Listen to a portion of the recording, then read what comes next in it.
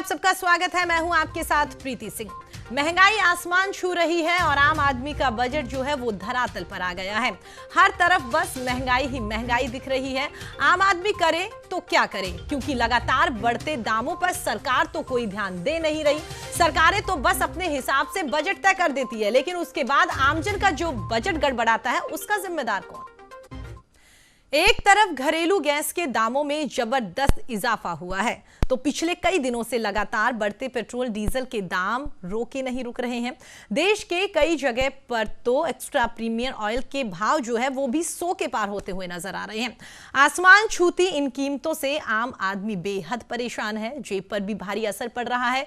देश भर में लगातार बढ़ती पेट्रोल और डीजल की कीमतों से एक और जहां आम आदमी परेशान है, तो वहीं पर पेट्रोल डीजल की बढ़ती कीमतों को लेकर तमाम नेताओं के बयान भी सामने आ रहे हैं। सपा अध्यक्ष अखिलेश यादव और साथ ही कांग्रेस प्रवक्ता रणदीप सुरजेवाला ने भी भारतीय जनता पार्टी पर निशाना साधा है। वहीं पर बीजेपी के कुछ नेताओं का तो यह कहना है कि पेट्रोल की कीमतें केवल नरेंद्र मोदी सरकार में थोड़े ही बढ़ी है। कांग्रेस ने शुरू में 55 साल तक देश पर राज किया है, तब कांग्रेस की ओर से कुछ ऐसा काम क्यों नहीं किया गया जिसकी वजह से आज कीमतें जो बढ़ रही हैं वो रुक जाए। वहीं पर IMF की रिपोर्ट की बात करें तो भारत की प्रति व्यक्ति आय जो है वो 139 के पायदान पर आ गई है। इस तरीके से उनकी ओर से जो रिपोर्ट सामने आई है उसमें ये बात कही गई है। साथ ही आपको बता दें बांग्लादेश और भूटान जो है वो भी पीछे है। वहीं हाल ही में एक जो रिपोर्ट सामने आई है उसमें भी ये कहा गया है कि जिस तरीके से देश भर में कोरोना से लोगों को दो चार होना पड़ा है, इस दौरान लगभग 12.50 करोड़ लोगों ने अपनी नौकरियां खो दी है। इन आंकड़ों को देखकर लोगों का आक्रोश और विपक्ष का हमला कहीं ना कहीं सरकार पर सच होता हुआ दिख रहा है। भारतीय जनता पार्टी ने हर वर्ग के लोगों को दुखी किया है। आज खेती बर्बाद हो गई, किसान के सामने संकट पैदा कर दिया।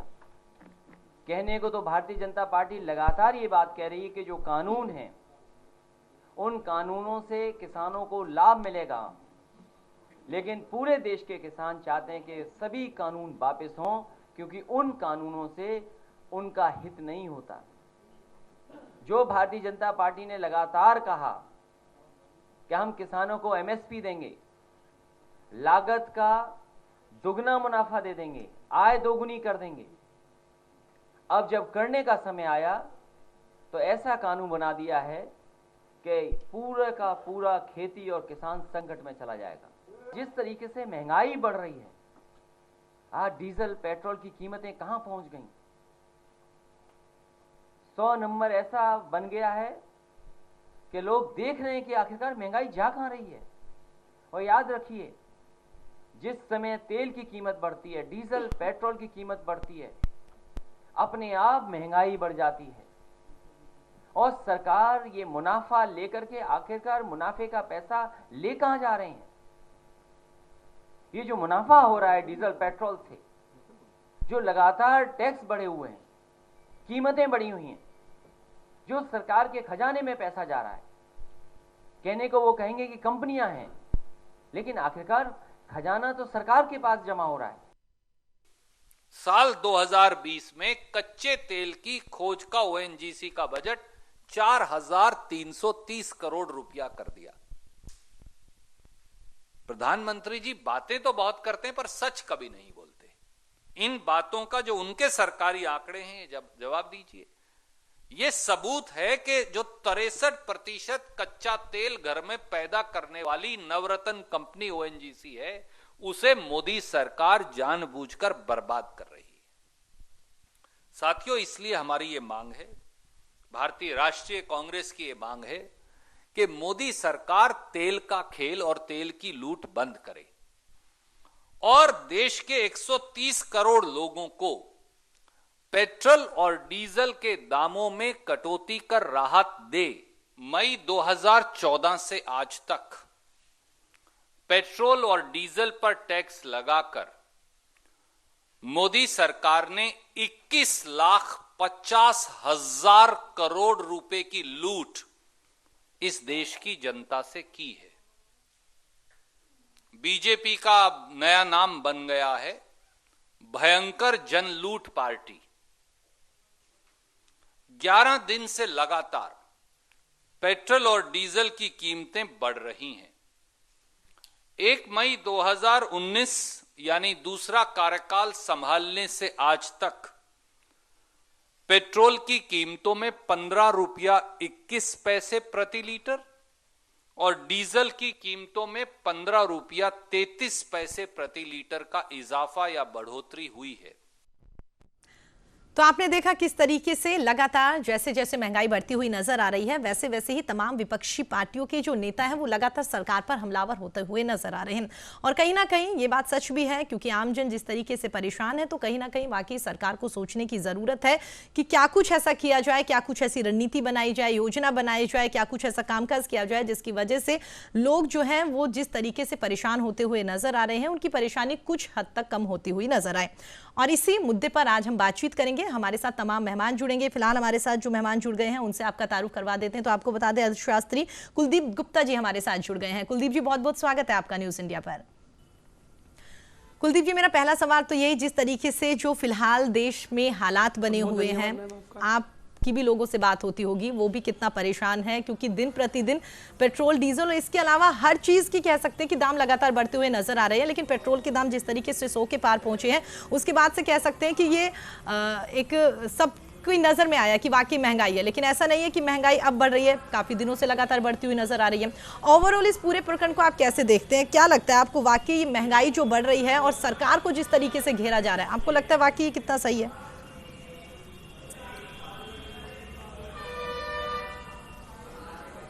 बिल्कुल सही कह रहे हैं आप कि महंगाई चरम पे है। पेट्रोल लगभग 100 के आसपास पहुंच चुका है। बट ये भी एक देखने वाली बात है कि महंगाई का एहसास या तो बजट से 3 दिन पहले या बजट के 3 दिन बाद में होता है, या कहीं किसी न किसी राज्य में या कोई इलेक्शन होता है तब उसका एहसास होता है जी। क्योंकि महंगाई जिसमें पेट्रोल के अपन बात करते हैं तो कहीं ना कहीं ट्रांसपोर्टेशन कॉस्ट उसमें इन्वॉल्व होती है, तो उसकी इंक्रीज होती है, जिसका इम्पैक्ट मध्यम वर्गीय परिवार और जो गरीब परिवार है उनके ऊपर बहुत ज्यादा होता है। बट इसमें मैं एक अलग व्यू रखना चाहूंगा इसमें कि अभी तक अपन बात करते हैं कि महंगाई बढ़ रही है, लेकिन उसका कारण क्या है? ठीक है, अगर सपोज अगर मैं बात करता हूं कि अगर फल सब्जी वगैरह अनाज वगैरह अगर महंगा हो रहा है, ठीक है, होना एक अच्छी बात है, बट हमें ये देखना होगा कि उसका कारण क्या है। कारण क्या सिर्फ ये तो नहीं है कि कहीं घूसखोरी हो, कोई जमाखोरी हो। अगर इसका पैसा अगर सपोज किसान तक पहुंच पा रहा है या कोई बिजनेसमैन तक डायरेक्टली पहुंच पा रहा है और बढ़िया सही तरीके से पहुंच पा रहा है और इक्वलाइजेशन हो रखा है अगर रिसोर्सेज का, तो ये कहीं ना कहीं ठीक है। क्योंकि हो सकता है कि अपन अगर पिछले 5 सालों में 10 सालों में अपन सिर्फ पेट्रोल डीजल की कंपैरिजन ही करते हैं, बट अपनी इनकम की अपन बात नहीं करते हैं। सपोज हो सकता है कि किसी की सैलरी अगर 10,000 रुपीज हो तो हो सकता है बढ़ के 15 हुई होगी, 18 हुई होगी, 20 हुई होगी, ठीक है। तो हमें ये देखना है कि महंगाई बढ़ रही है, बट उसका कारण क्या है, हमें उस पर इम्प्लीमेंट करना चाहिए। अगर कोई घूसखोरी है तो उसमें मना करना चाहिए। और हर किसी सरकार से आम आदमी की यही आस होती है कि ये जो घूसखोरी है वो बंद हो और सही दाम पर उसको हर चीज उपलब्ध हो। पेट्रोल हो, अपना गैस सिलेंडर हो, अनाज हो, दालें हो, या बच्चों की शिक्षा हो, क्योंकि ये सब चीजें भी बढ़ रही है जी। तो कुलदीप जी, आपको क्या लगता है, जिस तरीके से आपने कहा कि वाकई महंगाई लगातार बढ़ती हुई नजर आ रही है, लेकिन इसके पीछे जो पहलू हैं उन पर भी ध्यान देने की जरूरत है कि क्या कुछ वजह है जिसकी वजह से महंगाई लगातार बढ़ती हुई नजर आ रही है? कहीं ना कहीं आपको ये नहीं लगता, क्योंकि अगर कांग्रेस सरकार की बात करें तो उनकी ओर से जब यहाँ पर शासन किया जा रहा था तब भी महंगाई के भाव काफी बड़े थे, लेकिन ये पहली बार ही हुआ है कि पेट्रोल के दाम जो है वो 100 के पार पहुंचते हुए नजर आ रहे हैं। सरकार ये कहती है कि हमारी ओर से फैक्ट्रियां खोल दी गई है, उद्योग कई लगा दिए गए हैं, लेकिन वहां तक जाने के लिए जब पेट्रोल ही नहीं होगा तो लोग कमाने के लिए कैसे जाएंगे? तो कहीं ना कहीं आपको लगता है कि सरकार से भी कुछ हद तक चूक हुई है, या सरकार इस बात को लेकर सीरियस नहीं है? क्योंकि जो रिपोर्ट्स लगातार निकल कर आ रही है बहुत सारी एजेंसियों की, उनमें यही सामने आ रहा है कि अमीर लोग जो है वो और अमीर होते हुए नजर आ रहे हैं, गरीब लोग पहले जैसे थे उससे भी गरीब जाते हुए नजर आ रहे हैं। तो कहीं ना कहीं कह सकते हैं कि सरकार, ठीक है, कारण बहुत सारे हो सकते हैं, पर सरकार को भी तो एक योजना ऐसी बनानी चाहिए।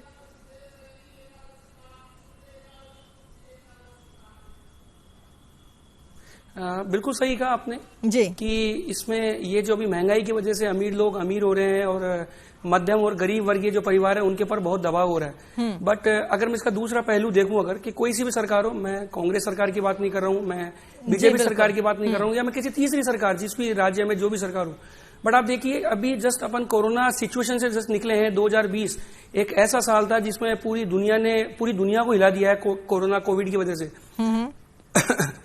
तो हर कोई सरकार हर कोई परिवार का मुखिया अपने परिवार की इनकम बढ़ाने के लिए प्रयास करता है। अब जैसे अगर मैं बात करूं, अगर राजस्थान की बात करूं तो यहाँ पे कांग्रेस की सरकार है और सेंट्रल में अपने बीजेपी की सरकार है। तो कहीं ना कहीं सरकारों में ये अपने आप में द्वेष भी होता है और कहीं ना कहीं ये होड़ भी होती है कि वो अपनी इनकम कम नहीं करे, क्योंकि अगर उसको इनकम अगर कम करता है तो जो उसके डेवलपिंग जो उसके प्रोजेक्ट्स है, भले ही वो रोड हो, सड़कें हो, या अपने को पुल हो, एजुकेशन सिस्टम हो, डिफेंस हो, मेडिकल हो, ये सब चीजें हो, तो उसमें बहुत बड़ा इम्पैक्ट आता है।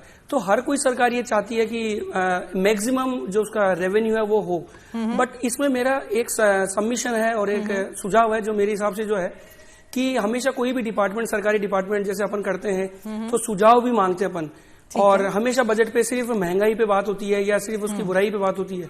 तो क्यों ना सरकार या सरकारी एजेंसीज पब्लिक में एक ये ऑफर इशू करे कि कोई भी ऐसा सुझाव, क्योंकि मेरा ऐसा मानना है कि जो आइडिया होता है, सुझाव होता है, वो किसी एक की जागीर नहीं होती है, किसी एक की प्रॉपर्टी नहीं होती है कि किसी एक पर्टिकुलर एक्स पर्सन को या किसी एक डिपार्टमेंट को ही कोई नया इनोवेटिव आइडिया आ सकता है।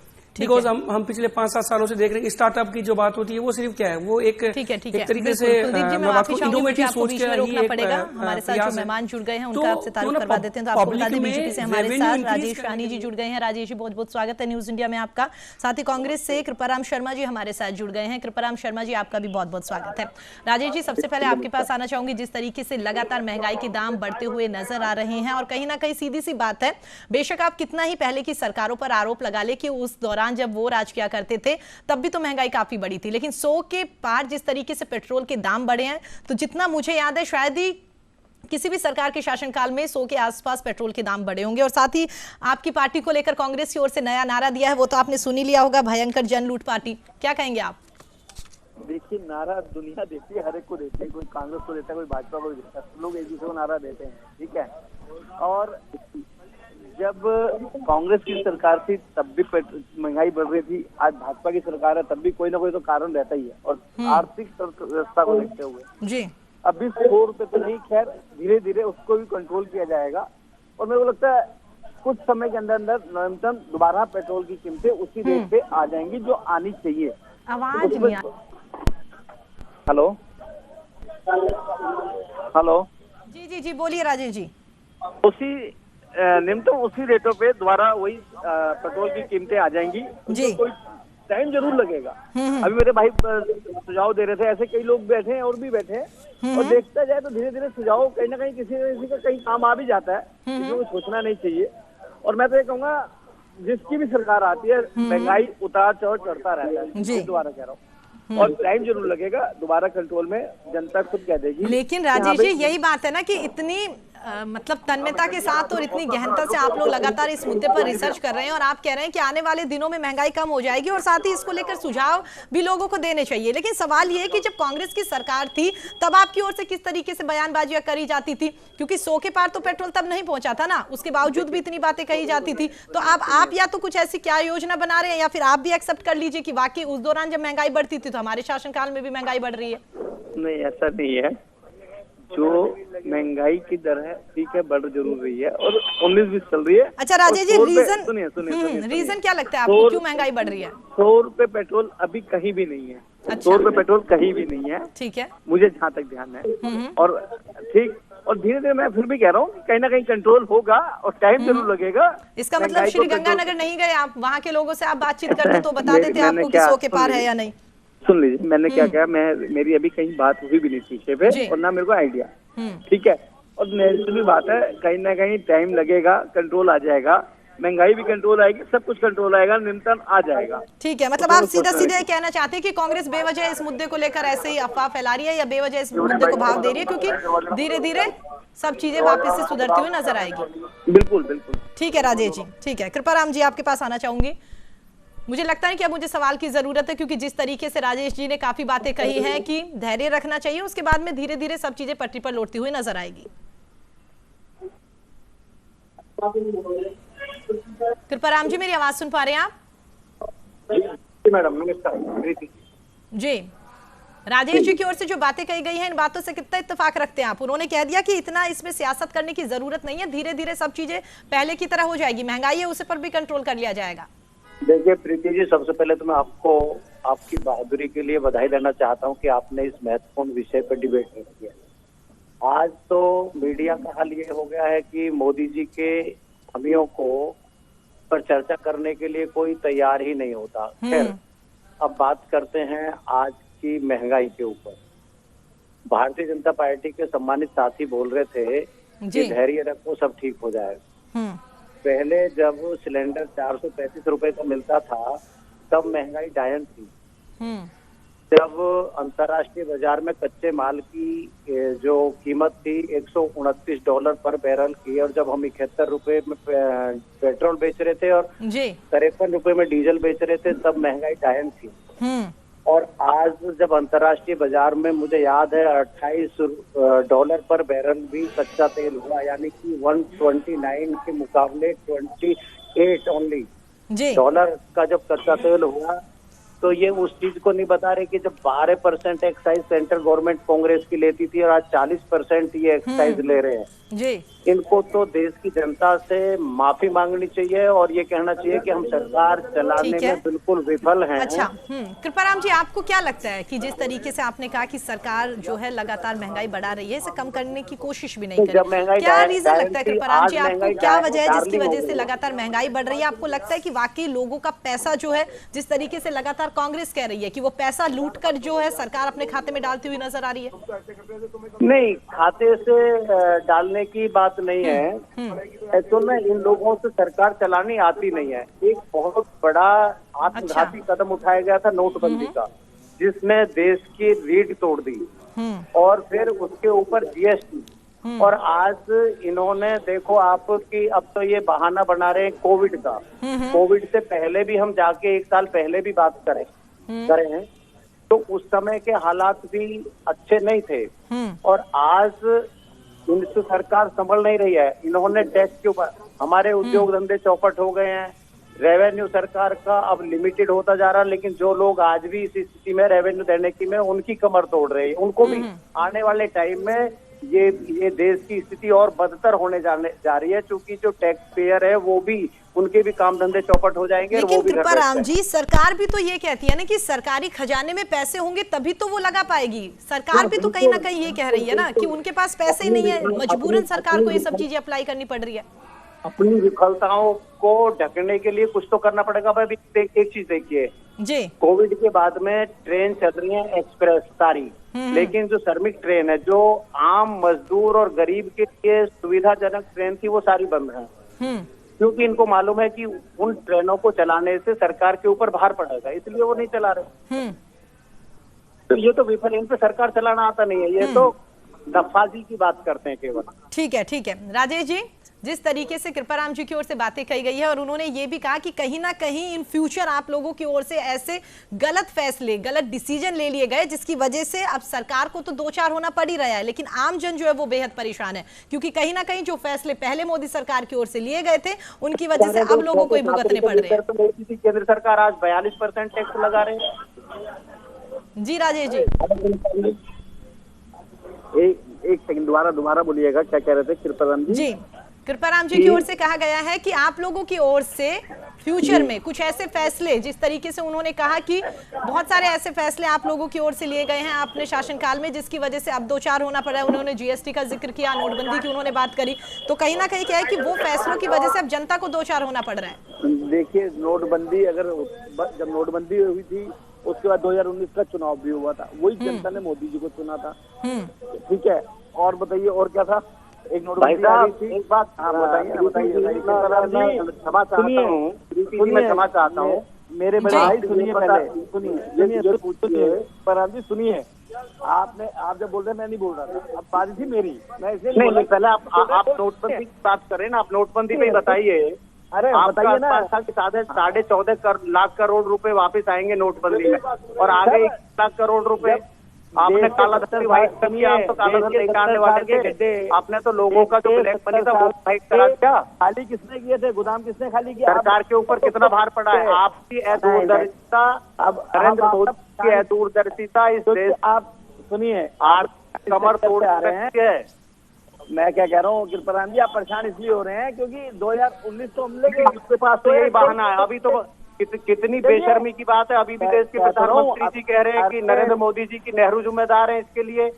क्या अभी आपने देखा कल ही उन्होंने कहा है प्रधानमंत्री जी ने ठीक है, मेरी बात सुनिए, या तो महंगाई पे टॉपिक कर लीजिए, उससे कर लीजिए, मैं टॉपिक एक लेता हूँ 10 टॉपिक। अरे लोगों को आप सरकार नहीं चला सकते तो कम से कम इस ठीक है, देश ठीक है जनता से राजेश जी माफ और करें। कृपाराम जी, आप बिल्कुल आपके पास आऊंगी, लेकिन आप हमारे परेशान साथ हो गए। शास्त्री कुलदीप जी भी काफी देर से बने हुए हैं।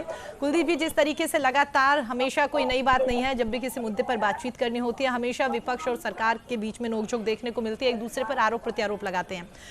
आपसे मैं ये जानना चाहूंगी, जिस तरीके से फिलहाल जो हालात बने हुए हैं, महंगाई लगातार बढ़ती हुई नजर आ रही है और आपने ऐसे भी बहुत सारे दौर देखे होंगे जिसमें लगातार महंगाई बढ़ी है, उसके बाद घटी भी है, क्योंकि अगर पिछले साल हम प्याज की बात करें जिस तरीके से 100 के आसपास पहुंचती हुई नजर आ रहे थे, उसके बाद में फिर वो कहीं ना कहीं धीरे धीरे कम होते हुए भी नजर आ रहे हैं। लेकिन फिलहाल जो स्थितियां बनी हुई है, कुलदीप जी, आपको लगता है कि आने वाले दिनों में और कितना टाइम लगेगा कि ये सारी जो महंगाई बढ़ती हुई नजर आ रही है ये धीरे धीरे कम हो और एक सामान्य जिंदगी लौटती हुई नजर आए?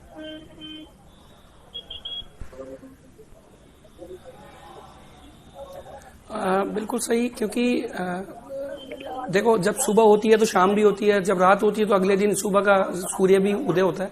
और डेफिनेटली, और जैसा कि जब तक अभी वन नेशन वन टैक्स वाली अभी कुछ ऐसा मतलब इलेक्शन वाली कोई चीज है नहीं, तो हमें ये लगता है, हमारा ये अनुमान है कि जो राजनीति के हिसाब से कि कहीं न कहीं जब कोई इलेक्शंस होते हैं, जैसे अभी मैंने जिक्र भी किया था पहले कि जैसे पहले अदर स्टेट में जब इलेक्शंस हो रहे थे तो पेट्रोल डीजल इन सब की रेटें बिल्कुल स्टेबल थी, और जैसे वहां के इलेक्शन ओवर हुए तो फिर वापस उनकी रेट्स हाई हो गई, एक्साइज ड्यूटी में इंक्रीज हो गया और रेस्पेक्टिव वेट में और इन सब में जो टैक्सेस थे उनका कहीं न कहीं हो गया। तो जैसे ही दूसरी स्टेट में कहीं न कहीं कुछ इलेक्शंस की बात आती है तो हर कोई पार्टी, भले ही बीजेपी हो, कांग्रेस हो या कोई तीसरी पार्टी हो, वो कहीं न कहीं इस मुद्दे को भुनाना चाहती है। अगर सपोज अगर मैं बात करता हूं सर, अगर मैं राजस्थान की बात करूं तो यहाँ पे कांग्रेस पार्टी अगर यहाँ पे अगर सत्ता में है अभी, तो वो बीजेपी की नीतियों की वो चीज करेगी, और अगर केंद्र में अगर मान लो बीजेपी पार्टी तो कांग्रेस की करेगी। आरोप प्रत्यारोप का दौर हमेशा चलता है, बट कहीं न कहीं जो आने वाला जो ट्रेंड बता रहा है, जैसे अभी सेंसेक्स भी एक बहुत अच्छे आयाम छुआ है, उसने भी 50,000 से ऊपर हो गया। इस तरीके के हालात देखने को मिलते हैं।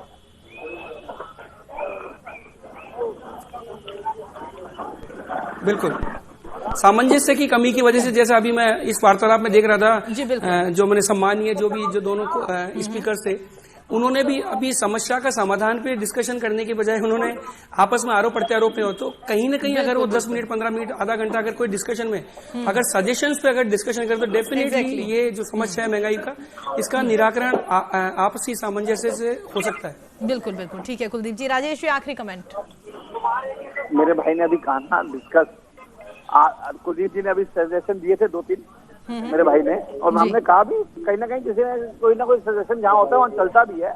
और महंगाई की बात देखो, मैंने अभी दोबारा कह रहा हूँ कि धीरे धीरे न्यूनतम आ जाएगी। आपने भी अभी बोला प्याज 100 रुपए बिका था, आज नॉर्मल तरीके से आ गया ना, तो टाइम जरूर लगेगा, ये नहीं कि टाइम नहीं लगता। किसी एक चीज बताइए ना, 70 साल के गड्ढे और खजाने खाली किए हुए, उसको टाइम तो लगेगा ना मोदी जी को पूरे करने में, या नहीं लगेगा? अच्छा जी, लगेगा। और बिल्कुल धीरे धीरे सामान्य, और महीने 15 दिन 2 महीने के अंदर अंदर सारा सामान्य रेट पे आ जाएगा, उसमें कोई सोचने वाली बात नहीं। ठीक है, ठीक है। कृपाराम जी, आखिरी कमेंट।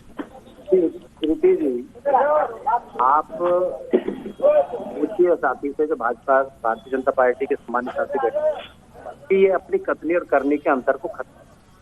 अभी मैं पिछले बिहार के चुनाव की बात करूं, प्रधानमंत्री जी जाते हैं चुनाव से पहले, अभी उत्तर प्रदेश में आज एक फैसला लिया है सरकार ने कि उत्तर प्रदेश के लोगों को कोविड का इंजेक्शन फ्री लगेगा। सेंटर में इनकी सरकार है, उत्तर प्रदेश में भी इनकी सरकार है, ये सेंटर में बैठे पूरे देश के लिए क्यों नहीं कहते? क्योंकि उत्तर प्रदेश में क्यों कहा कि अगले साल चुनाव है, ये उसका लाभ लेने के लिए कहें कि पूरे देश की जनता को कोविड का टीका फ्री में लगेगा, ये क्यों नहीं घोषणा करती केंद्र सरकार? ठीक है, ठीक है। और प्रधानमंत्री जी बिहार के चुनाव में कहते हैं कि बोलो साथियों भाइयों, 60,000 70,000 करोड़, 1 लाख करोड़, 1.25 लाख करोड़, बोलो कितने देते हैं? ठीक है, बिल्कुल कृपाराम जी, मुझे आपको बीच में रोकना पड़ेगा, इतना वक्त नहीं है। आप तमाम लोग हमारे साथ जुड़े, अपना कीमती टाइम आप लोगों ने हमारे लिए निकाला, उसके लिए आप सभी का बहुत बहुत धन्यवाद। तो आपने देखा किस तरीके से लगातार जब भी किसी मुद्दे पर बातचीत होती है, सरकार और विपक्ष में हमेशा ही आरोप प्रत्यारोप का दौर चलता है, नोकझोंक देखने को मिलती है। लेकिन सबसे बड़ा सवाल ये है कि आम जन को जिस तरीके से महंगाई से दो चार होना पड़ रहा है, वो अपना घर सही तरीके से नहीं चला पा रहा, खुद अच्छे से खाना नहीं खा पा रहा,